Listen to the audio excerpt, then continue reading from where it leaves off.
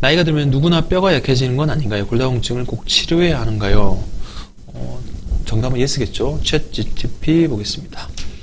나이가 들면 골다공증이라는 상태로 뼈가 약해질 수 있습니다. 치료하지 않고 방치하면 골절, 통증, 이동성 감소 및 기타 합병증이 유발될 수 있습니다. 다 알고 있는 내용이시죠?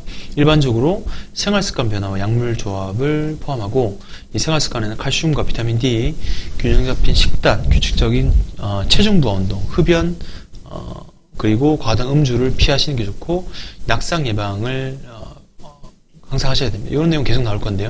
치료 약물은 일단은 골절 위험을 줄이는 용도로 쓰는데 비스포스포네이트 제일 많이 쓰죠. 그리고 호르몬 요법, 이거 60세 이전에 효과가 있습니다. 그리고 썸 제제, 칼시토닌, 데노스맙, 테리파라타이드, 로모소스맙 이렇게까지 최근에 있고요. 이런 치료를 진행하고 있습니다.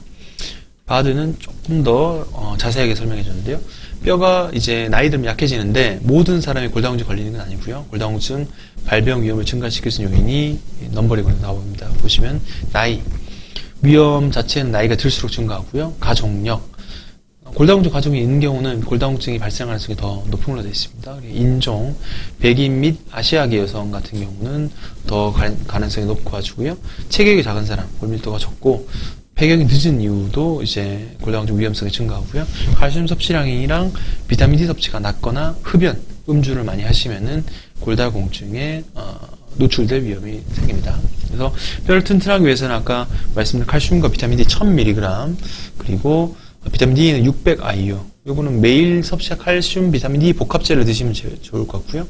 규칙적인 운동과 금연, 알코올 섭취 제한이 계속 강조되고 있습니다. 이런 식으로 척추뼈가 내려앉을 수 있거든요. 압박골절로 폐렴이 발생할 수 있고 골다공증이 치료가 아까 보시면 고위험군 같은 골흡수 억제제, 비스포스포네이트와 데노스맙 쓰고 형성 촉진제도 초고위험군에서 사용하는 게 좋을 것 같고요. 손목, 척추, 대퇴골 부러지면은 자녀 수명이 이렇게 높지는 않습니다. 그래서 골반이 안 부러지도록 골다공증을 잘 관리하시는 것이 필요할 것 같습니다. 다섯 번째, 골다공증 치료제. 아까 살짝 말씀드린 내용을 이제 좀 자세하게 푸는 내용입니다. 챗 GPT 보겠습니다. 일단은 골다공증은 여러 가지 종류의 약이 있는데 크게는 골 흡수 억제제와 골 형성제로 나뉩니다. 지금 비스포스포네이트는 뼈의 파괴를 억제하고 골밀도를 향상시키면서 일반적 경구로 복용하지만 졸레드론산 1년짜리 약 주사가 있거든요. 그런 경우는 1년치 가물에 들어갈 수 있고 이런 거는 보통 뭐 일주일에 한 번 먹는 약이라든지 한 달에 한 번 먹는 약, 가끔은 3개월에 한 번 먹는 약도 있거든요. 그런 약도 전부 다 비스포스포네이트로 보시면 되겠습니다. 그리고 선택적 에스트로겐 수용체 조절제, 썸 제제죠.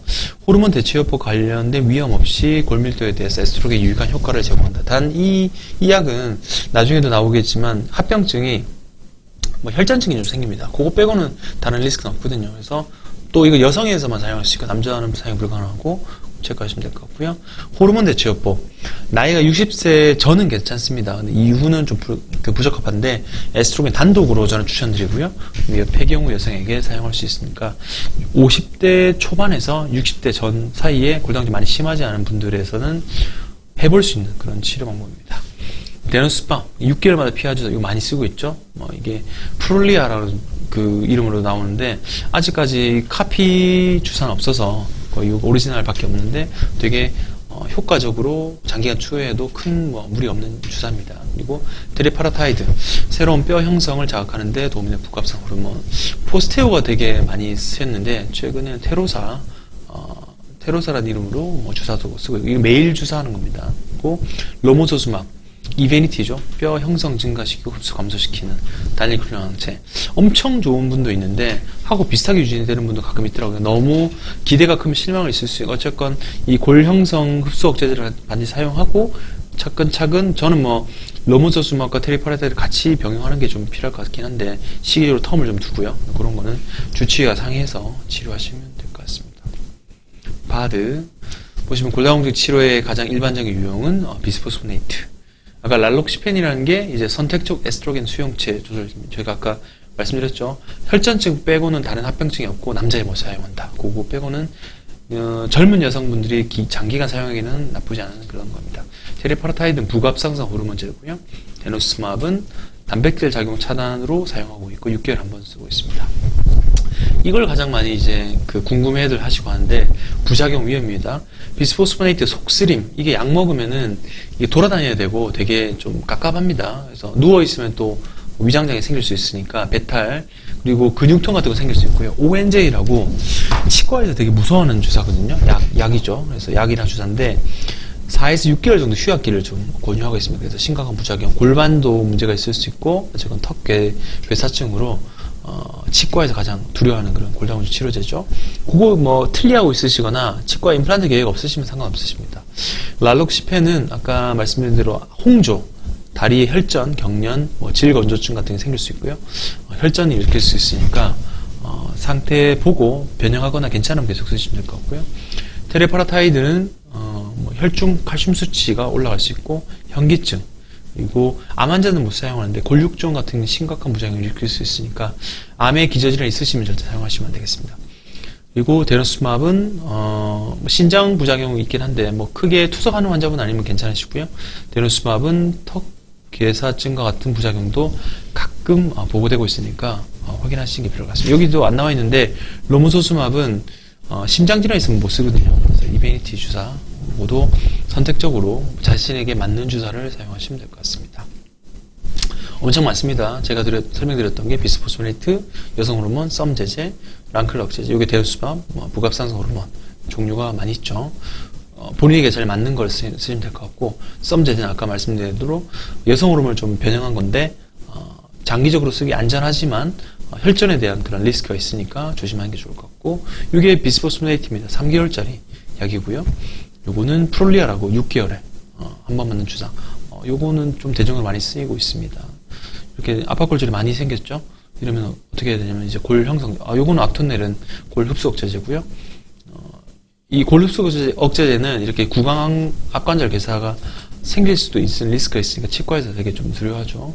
아까처럼 그 다발성 골절 생기면 저는 이베니티 아니면은 테로사 이런 주사를 쓰고 있는데 골 형성제를 쓰시는 것이 도움이 되실 것 같습니다. 6번째 질문입니다. 저는 70대 여성입니다. 제가 받을 수 있는 제대로 된 골다공증 치료는 무엇일까요? 50대, 60대, 70대, 다 80대 이렇게 그 연령대별로 조금 맞는 치료들이 있거든요. 70대를 한번 물어봤습니다. 일단은 라이프스타일 변화. 그때 되면 활동량 자체가 뭐 50, 60대보다는 조금 줄어드시니까 하지만 걷기와 근력 운동은 규칙적으로 계속 하셔야 되고 칼슘과 비타민 D 복합된 그런 균형 잡힌 식단도 충분히 드셔야 될 것 같고 이게 좀 부족하다. 칼슘과 비타민 D 보충제를 드시면 되겠습니다. 일반적으로 칼슘은 1000mg 정도 드시면 되고요. 요거를 체크해 보려면 보통 비타민 D 수치는 혈액 검사로도 볼 수 있거든요. 연에 2회까지 보험이 되니까 가까운 병원 가셔가지고 비타민 D 수치 보시면 내가 부족하거나 안 부족하거나 알 수 있으니까 꼭 체크해 보시면 좋을 것 같습니다. 그리고 비스포스포네이트는 구두로 복용하거나 정맥 주사 1년짜리 주사도 괜찮은데 간편하긴 한데 한 번에 많은 양이 들어가니까 가끔 열이 발생하거나 근육통이 심한 분들이 있거든요. 저는 만약에 비스포스포네이트를 맞으신다면은 텀이 조금 너무 긴 거보다는 좀 짧은 거 한 달짜리 3개월짜리 주사를 좀 추천드리고요. 호르몬요법 당연히 이제 나이가 60대 이전 배경 여성에서 쓸 수 있고 단독요법 쓰는 것이 이제 다른 암에 대한 리스크를 줄일 수 있습니다. 그리고 이게 데노스밥이 뭐 일반적으로 크게 별 부작용 없이 사용할 수 있는 거고 데리파라타이드 이 매일 피하 주사하는 게 좀 스트레스거든요. 그래서 어르신들이 80대 정도 돼버리시면은 이 데리파라타이드 권유해도 안 쓰려고 하십니다. 근데 제가 최근에 읽은 기사 중에 어떤 내용이냐면 이제 먹는 데리파라타이드 성분이 곧 출시된다 하더라고요. 그것도 이제 AI 기반으로 이제 만든 약인데 상당히 좀 획기적일 것 같습니다. 그러면 이제 고령 환자분들도 섭취가 가능하실 것 같습니다. 그리고 요거는 이제 새로운 뼈 형성 자극하는데 도움이 되고 일반적으로 중증 골다공증에 처방된다. 이게 주사를 피하러 해야 되니까 매일 그거 자체가 좀 스트레스인데 많이 아프진 않은데 그 놓는 행위 자체를 좀 두려워하시는 것 같더라고요. 파드는 비스포스포네이트 아까 말씀드린 뼈 손실을 늦추는 약물 종류고 랄록시펜은 아까 말씀드린 그 정맥 혈전증의 위험이 있으나 안전하게 쓸 수 있는 약이고 테리파라타이드는 하루 한 번 피하 주사, 데노스밥, 생활 습관. 그러니까 70세 되시면 이게 약물 치료, 주사 치료는 기본적으로 깔고 있고요. 그 외에 운동 중에 이제 걷거나 달리기, 춤을 좀 이제 하게 되면 체중부가 되니까 뼈를 강한 도움이 되고, 칼슘과 비타민 D 섭취를 많이 하셔야 되고, 남자분들은 흡연을 이제 좀 줄이시고, 알코올 섭취도 좀 제한하는 게 필요할 것 같고요. 건강한 식단에 과일, 채소, 곡물, 운동, 흡연, 알코올 제한 이런 것들이 필요할 것 같습니다. 에비스타 지금은 에비시펜 바제독시펜 이런 식으로 좀 여러 세대가 많은 이게 1세대 썸이어서 상당히 인기가 많았었거든요. 현재는 조금 시장이 좀 줄어든 상태고요. 이게 아까 계속 말씀드렸던 그 치료 프로토콜입니다. 어떤 리스크 때 뭘 사용해야 되는지 나와 있는 그런 내용입니다.